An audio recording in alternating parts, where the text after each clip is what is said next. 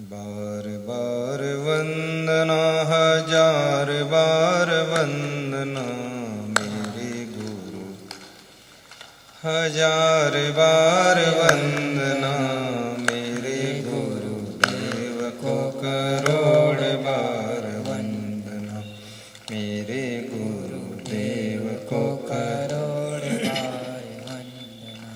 संत के सम्राट को बार बार वंदना, संत के सम्राट को सब लोग बार बार वंदना, ताली भी बजाइए। बार बार वंदना, हजार बार वंदना, बार बार वंदना, हजार बार वंदना। राम जी की वंदना, कृष्ण जी की वंदना, राम जी की वंदना, कृष्ण जी की वंदना मेरे गुरुदेव की, बार बार वंदना मेरे गुरुदेव की, बार बार वंदना।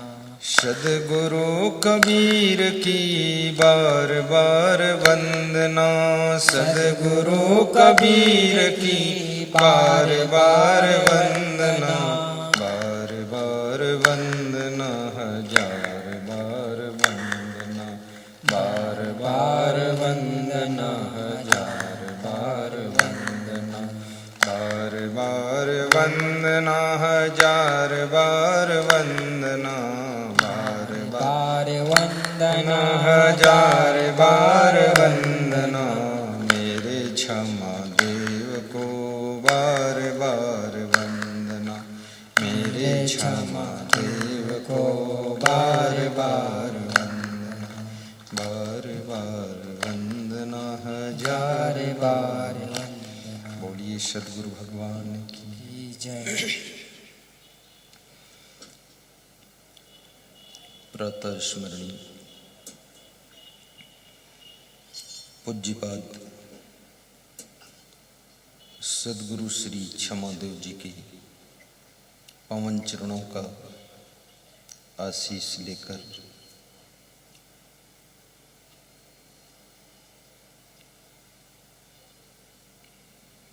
भारत देश की महान भूमि मध्य प्रदेश, डिस्ट्रिक्ट बैतूल की पावन धरा पर सरले जी के प्रांगण में सुखद सत्संग समागम शुभारंभ हो रहा है। बुद्ध मंगल में संत समाज, धर्म की रक्षा करने वाले श्रोता बंधुओं, प्रेम और सेवा की मूर्ति माताओं बहनों तथा मेरे प्रिय आत्मन बच्चों,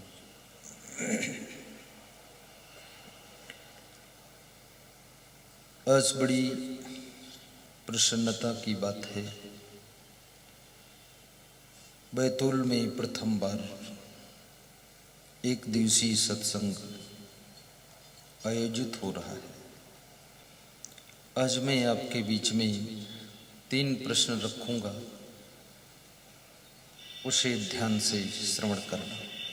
नंबर 1,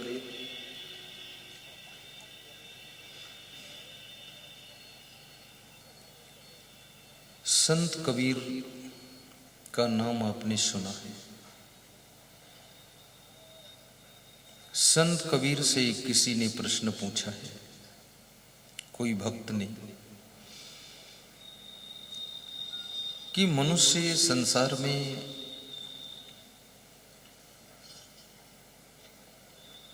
जन्म लेता है और थोड़े दिन जीवित रहता है, कुछ वर्षों के बाद मर जाता है। मरने के बाद पुनर्जन्म होता है। कहाँ जन्म होता है, किसके यहाँ जन्म होता है, पुरुष का शरीर मिलता है कि स्त्री का मिलता है, मनुष्य का शरीर मिलता है कि पशु पक्षी का मिलता है, जो भी शरीर मिलता है वहां इसको फिर से जीना पड़ता है। तो ये मनुष्य अनादिकाल से पुनरपि जननम पुनरपि मरणम की चक्र में पड़ा हुआ है ये आत्मा। तो इस आत्मा का उद्धार कैसे होगा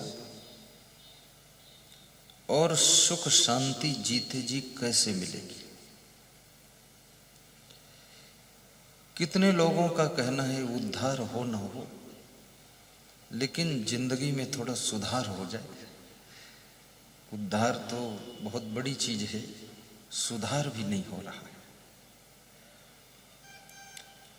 और मनुष्य स्वयं सुधर भी जाता है यदि उससे जुड़े हुए कोई भी रिलेटिव नेगेटिव विचारधारा के हैं। पुत्र में गलती है तो माता पिता को दुख होता है, माता पिता में भूल है तो पुत्र और बहू के अंदर सूल जैसा चुभता है, सास ससुर में कोई त्रुटि है तो बेटा बहू दोनों चिंतित होते हैं। जिनसे जिनसे तुम्हारी जिंदगी जुड़ जाती है उनकी अच्छाइयों और गलतियों का प्रभाव तुम पर पड़ता है। और मनुष्य एक ऐसा प्राणी है जो विभिन्न लोगों से जुड़ा रहता है।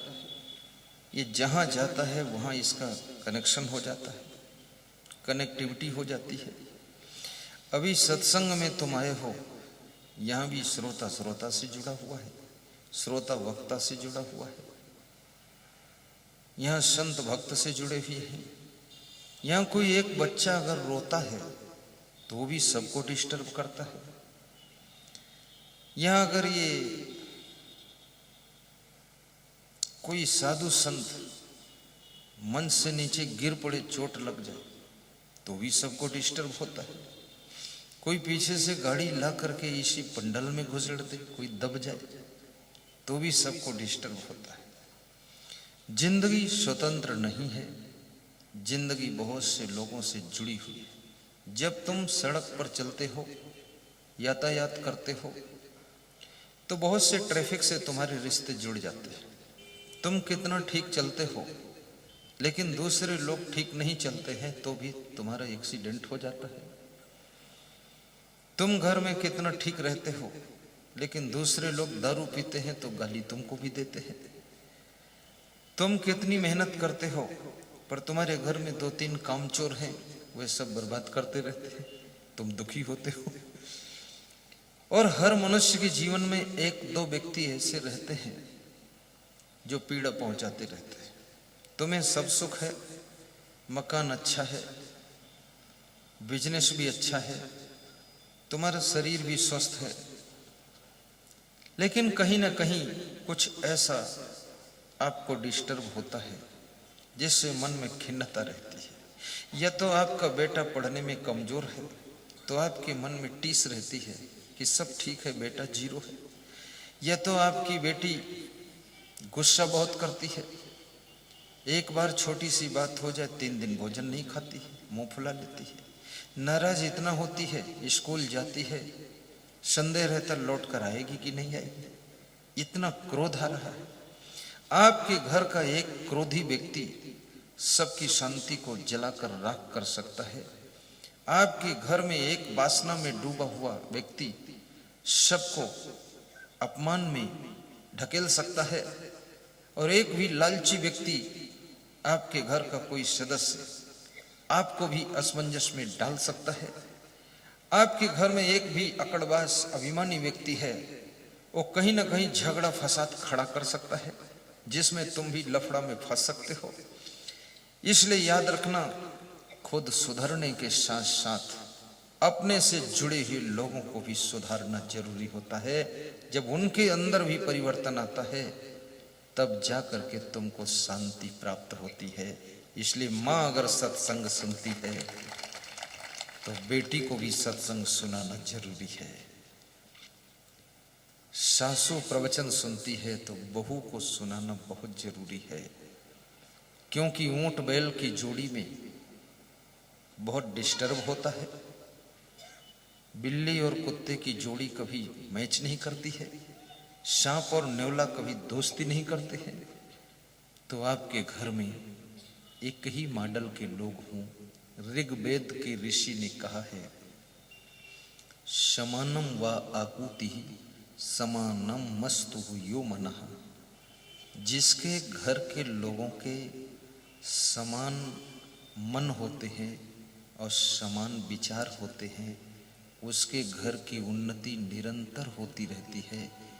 एक जैसी सोच है, एक जैसा लक्ष्य है, एक जैसा उद्देश्य है। तो उस घर में आप कहते हो सवेरे जल्दी उठना है, ट्रेन पकड़ना है, भोपाल जाना है, बहुत ज़रूरी है और सबको चलना है। घर में केवल बूढ़ी सासू को रहना है, सब उठ जाना, तैयार हो जाना। तुमने सबको इन्फॉर्मेशन दे दी। अब उसमें 2-3 तुम्हारे घर के सदस्य आलसी है, वो सो रहा है, 4 बजे भी नहीं उठा है, ट्रेन पकड़ना है। तुमने कहा था 3 बजे उठ जाना, स्नान करना और चाय पीकर निकलना है। वो चाय तो चाय अलग रह गई, वो खुद ही पड़ा सो रहा है। अब तुम उठ भी गए, स्नान हो गई, चाय बना दी, पी भी लिया। अब वो उठता नहीं है, उसको उठाने गए तो गुस्सा होता है। अब ये समान मन नहीं है, एक समान विचार नहीं है। तुम तो अलर्ट हो गए पर वो अलर्ट नहीं है। और यदि आपके साथी अलर्ट नहीं है तो याद रखना फिर घर में रेड अलर्ट हो जाएगा, सब गड़बड़ेशन शुरू हो जाएगी। इसके लिए सत्संग आवश्यक होता है। रामायण पढ़ो या गीता पढ़ो। अर्जुन जैसी सोच यदि भीम के पास होती तो इतना बड़ा ये कौरव पांडवों का युद्ध शायद रूप न लेता। और विदुर जैसा चिंतन यदि धृतराष्ट्र के पास में भी होता और दुर्योधन को जो समझाया जा रहा था दुर्योधन समझ लेता तो कौरवों का विनाश न होता और पांडवों की दुनिया भी न उजड़ती। विचारों को शुद्ध करना ही बहुत बड़ी बात है। इसके लिए कबीर साहब ने एक ही फार्मूला दिया और बड़ा जबरदस्त फार्मूला है कबीर साहब का। उन्होंने कहा जीवन में कितने ही दुख हो लेकिन उसकी चाबी एक है, और जिंदगी में कितनी बड़ी प्रॉब्लम्स हो सॉल्यूशन एक है, और जिंदगी में कितना ही कष्ट हो पर मलहम एक है। क्या है? करहु विचार जो सब दुख जाई, करहु विचार बहुत मार्मिक। जो सब दुख जाई, करहु विचार परिहरि झूठा केर सगाई, परिहरि झूठा केर सगाई। संत कबीर कहते हैं कोई भी कार्य करो पहले विचार करो। पारिच्य कारणम समीक्षा समारंभो। विचार करना, बोलने से पहले विचार करो। बिना विचार किए बोलोगे तो बोलने के बाद चिंता होगी, असमंजस होगा। तुम खुद कहोगे मैं गलत बोल गया। इसलिए बोलने से पहले विचार किए क्या बोलना है, तौल कर बोलिए। आपके पास में तराजू भी है तौलने के लिए, सब चीज तौलने के लिए अंदर तराजू लगा हुआ है। अब कैसे तुम जान पाओगे, कैसे तराजू पर तौलोगे? तौलना आता है क्या? संत कबीर कहते हैं बोली तो अनमोल है, जो कोई बोले जानी, ये तराजू तौल के तब मुख बाहर आनी। ये माने हृदय। हृदय के तराजू पर तौलिए, उसके बाद मुख से बाहर निकालिए। केवल बोली के लिए बात नहीं है, कोई कार्य करना है उसको भी तौल लीजिए, ताड़ लीजिए, अंदाज लगा लीजिए, विचार कर लीजिए। जोश खरोश में कार्य मत कीजिए, किसी को देखकर मत कीजिए, वो कर रहे हैं तो मैं भी कर लूं। चुनाव भी लड़ना हो तो विचार करके लड़ो। उत्तर प्रदेश के एक भक्त जी का फोन आया कि चुनाव लड़ूं कि न लड़ूं। मैंने कहा तैयारी कितने दिनों से किया? बोले 1 महीना से। हमने कहा मत लड़ना। तो उनकी पत्नी ने कहा 5 साल बाद चांस आएगा, तुम लड़ जाओ। तो पत्नी के सामने गुरु की बात तो हल्की हो गई, वो लड़ गए। 10 लाख उनके डूब गए, बुरी तरह हार गए। तो फिर मेरे पास फोन आया, बुरी तरह हारा हूं। तो हमने कहा लड़ने को कौन कहा था? तो बोली पत्नी ने कहा लड़ जाओ, नहीं 5 साल बाद चांस आएगा। तो हमने कहा कोई बात नहीं, पत्नी के कहने से अगर हार जाओ तो भी तुम घर में जीते हुए हो, और गुरु के कहने से जीत जाओ तो भी घर में हारे हुए हो।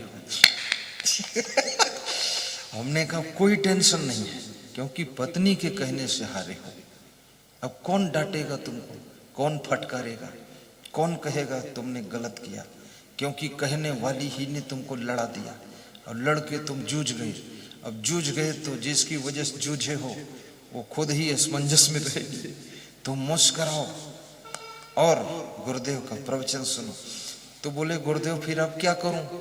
तो मैंने कहा 5 साल तो कुछ भी मत करो, अपना बिजनेस करो, बस इधर उधर मन को मत भटकाओ। राजनीति में कोई लड्डू नहीं है। जितना लोग राजनीति की ओर भाग रहे हैं, मुझे तो हंसी भी बहुत आती है कि बहुत हैरान है लोग, बहुत परेशान है। अपना सारा सुख शांति आनंद खोकर उसमें दौड़ते हैं, भागते हैं। भगवान के पीछे भी इतना जोर से लोग नहीं भागेंगे जितना कोई नेता के पीछे भागते हैं, बड़ बड़ बड़ बड़। और जिस समय किसी नेता के पीछे लोग भाग रहे हों, उस समय भगवान भी आ जाए और बोले मैं भगवान हूं, आओ थोड़ा मिल लो, तो भगवान से भी कहेंगे तू भी भाग, मैं भाग रहा।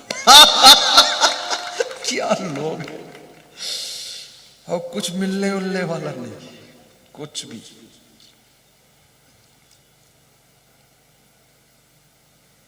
प्रेम से राजनीति भी करो और प्रसन्न होकर बिजनेस भी करो, बहुत आफा काफा मत करो।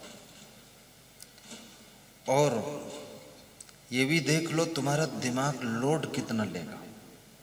सबके माइंड की कैपेसिटी पावर अलग अलग है। कितने लोग तो छोटे से घर के मैनेजमेंट में ही तंग हो जाते हैं। 4 लोगों का भोजन बनाने में ही पसीना पसीना हो जाती कितनी महिलाएं।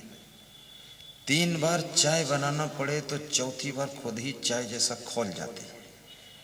अब उसके अंदर क्षमता नहीं है, ना माइंड में ना शरीर में, उसके अंदर सहन शक्ति भी नहीं है।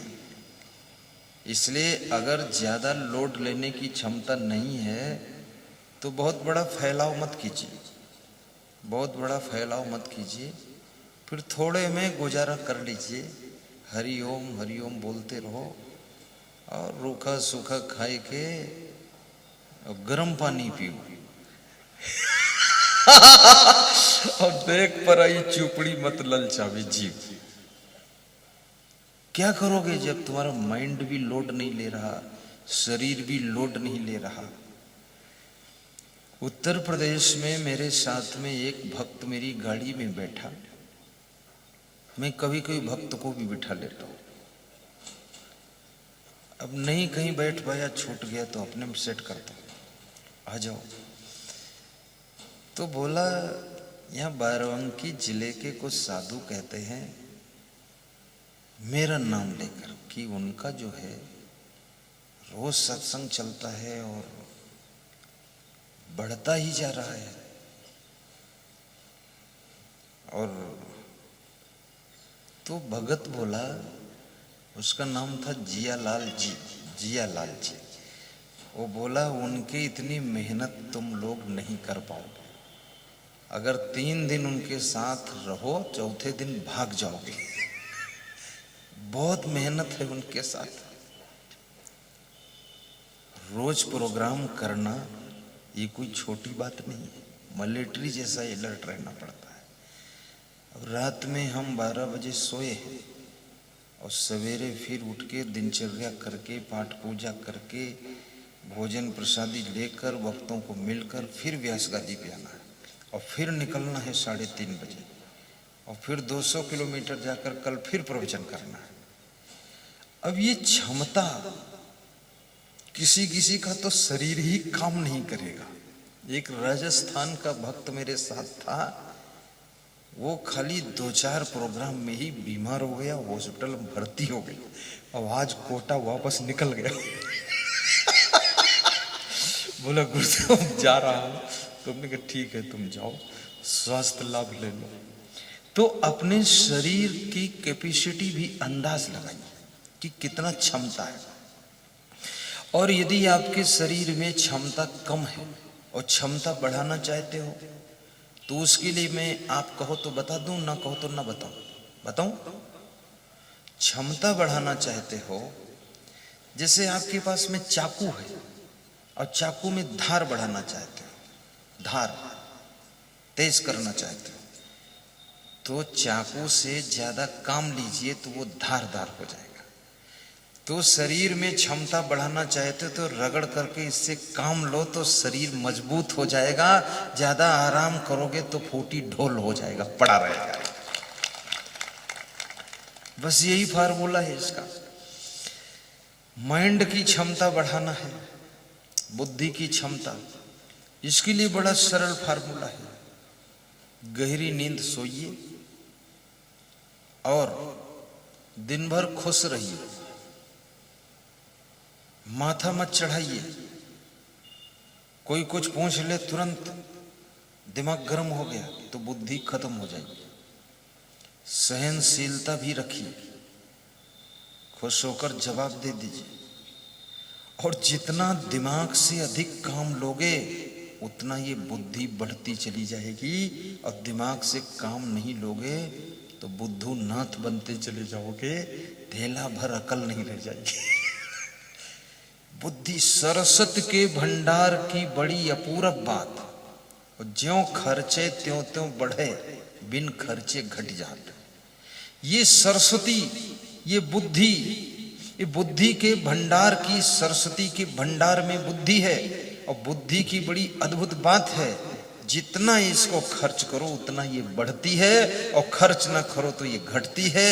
इसलिए बुद्धि को खूब खर्च करना चाहिए और बुद्धि को बढ़ाना है। तो एक छोटा सा फार्मूला है, आप जिम्मेदारियां लीजिए।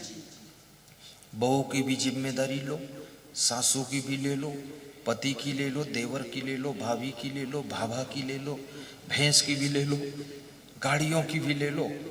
जितनी अधिक जिम्मेदारी, रिश्तेदारों की भी ले लो, सबकी ले लो। जिम्मेदारी जब लोगे तुम्हारी बुद्धि पर प्रेशर पड़ेगा और तर्क होगा अंदर, ये सब कैसे पूरा होगा। तो उत्तर आएगा अंदर से कि इसको पूरा करने के लिए आपकी बुद्धि एक्टिवेट हो जाएगी और तुरंत काम करना शुरू करेगी। अभी जैसे यहां पर सब लोग शांति से बैठे हो, एक छोटी सी घटना हो जाए, क्या बहुत छोटी सी आग लग जाए मंडप में, ये छोटी सी घटना है, दुर्घटना नहीं है, छोटी सी घटना, आग लग जाए तो आपकी बुद्धि अचानक काम करेगी। क्या काम करेगी? तुम फट से कूद कूद कर भाग जाओगे, जूता चप्पल छोड़ दोगे और फिर तुम मेरी परवाह भी नहीं करोगे कि गुरुदेव भाग पाए कि नहीं भाग पाए। तुम सोचोगे गुरुदेव अगर मर भी गए तो मोक्ष हो जाएगा, और हम मर गए तो मेरे बच्चों का क्या होगा। और गुरुदेव का न बच्चा बच्ची, न पत्नी पतना, जो कुछ है सब इतना निपट जाने तो हो जाने तो निकलो, ये सब होगा। तुरंत आपकी बुद्धि काम। कुछ लोग हमारी तरफ भी आएंगे, गुरुदेव को बचाओ। ऐसे बुद्धि तो है, सबके पास बुद्धि होती। एक चोर कि 4 लड़के थे, जिसमें 3 लड़कों को चोरी करना सिखाया और चौथे को नहीं सिखाया। तो लड़कों की मां ने कहा कि इस चौथे को भी चोरी सिखा दो, आखिर इसका रोजी रोटी कैसे चलेगा।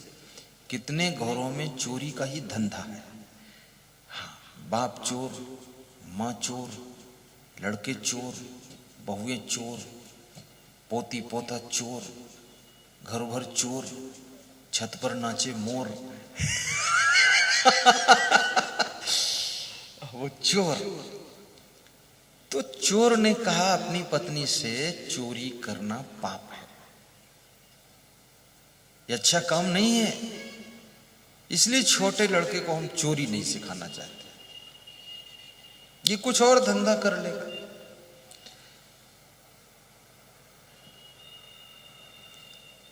तो उस लड़के की मां ने, चोर की पत्नी ने जिद किया, नहीं नहीं, इसको भी सिखाना पड़ेगा, इसके साथ भेदभाव क्यों करते हो, चोरी तो तुम सिखा दो, उसके बाद दूसरा भी धंधा करेगा तो कोई बात नहीं, लेकिन तुम ट्रेनिंग दे दो।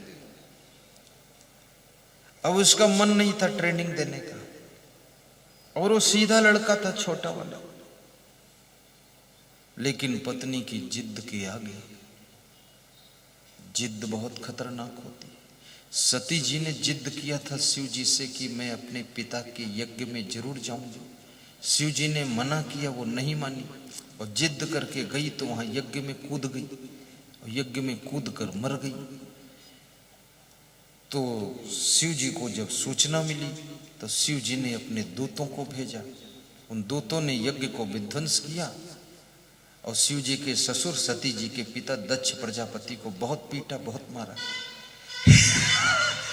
तो जिद में बड़े खतरे हैं, और मूर्ख की पहचान होती है, मूर्ख जिद्दी होगा और क्रोधी होगा, ये मूर्ख की पहचान है। मूर्ख के 3 लक्षण होते हैं, क्रोधी और जिद्दी, और मूर्ख जो होता है वो किसी के समझाने से कभी समझता ही नहीं है, पक्का मूर्ख। चाहे ब्रह्मा जी समझाए, चाहे राम भगवान समझाए, जैसे रावण था, अंगद समझाने गए, नहीं समझा, विभीषण ने समझाया, नहीं समझा, मंदोदरी ने समझाया, नहीं समझा, कुंभकर्ण ने समझाया, नहीं समझा, हनुमान जी समझाने गए, नहीं समझा, जो समझाने गए और उलझा, तो अंत में विनाश हो गया। महामूर्ख, जो किसी के समझाने से भी ना समझे, और कोई आपको समझाता है तो ये समझ लेना कि वो तुम्हारा बहुत हितैषी व्यक्ति इसलिए समझाता है, नहीं समझाने का टाइम कहाँ किसी के पास। ये तुम्हारे पीछे लफड़े में फंसे खाम खान रोज आल्हा सुनाता रहे तुमको, टाइम बर्बाद होता नहीं, इसमें मेहनत पड़ती, बुद्धि लगती है, और तुम्हारा मामला सब वैसे ही अलवा जलवा ज्यों त्यों। कुछ लोगों का तो मामला ऐसे है, कुछ लोगों का जीवन कुत्ते की टेढ़ी पूंछ है, जब तक उसको पकड़ रहे हो सीधी रहेगी, छोड़ो तो फिर टेढ़ी होगी। ऐसे जब तक समझाओ तो हाँ हाँ करते, हाँ ठीक बिल्कुल अब यही करूंगा, और फिर देखो थोड़ी देर बाद वो चुप्पे से बीड़ी पी रहे। कुत्ते की टेढ़ी पूंछ है पूरा दिमाग उनका। तो जिद किया चोर की पत्नी ने,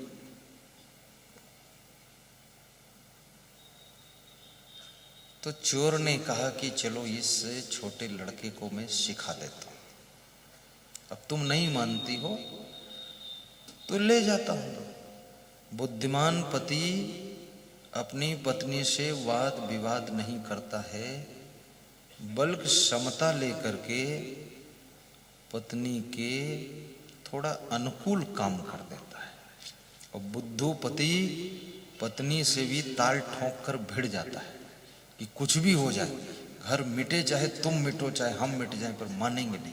वो भी उसी तरह का हठी है।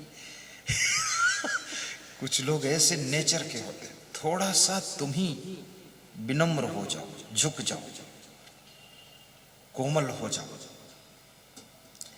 और छोटी सी बात में गम खा लेने से बड़ी सी समस्या का निपटारा हो जाता है।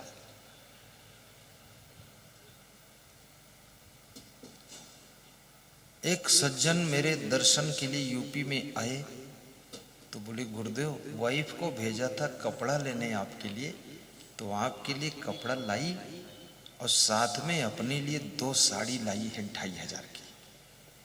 तो मेरा दिमाग गर्म हो गया। तो हमने कहा फिर क्या हुआ? बोले फिर मैं नरम हो गया, तुम्हारा ज्ञान याद आ गया। और मैंने पूछा, गुरुदेव के लिए कपड़ा ले आई? बोले गुरुदेव के लिए भी लाई हूँ, अपने लिए भी 2 साड़ी लाई हूँ। बोले अपने लिए क्यों लाई, तुम्हारे पास तो बहुत साड़ी है। बोले गुरुदेव नया पहनेंगे तो क्या मैं पूरा नहीं पहनूंगी?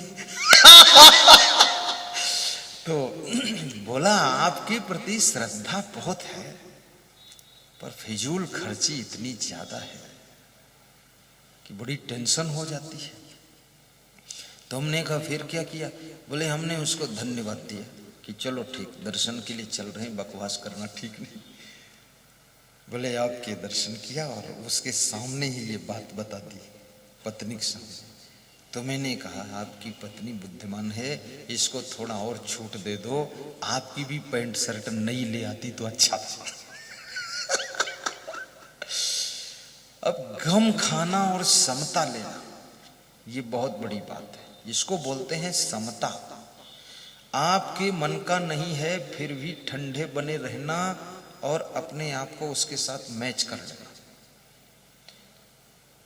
क्योंकि हर आत्मा बिलग बिलग है और किसी आत्मा का दूसरी आत्मा से स्वाभाविक नेचुरल मेल खाता ही नहीं, सब अनमिलता है। लेकिन विवेक और विचार से मेल खिलाना पड़ता है, विवेक विचार से।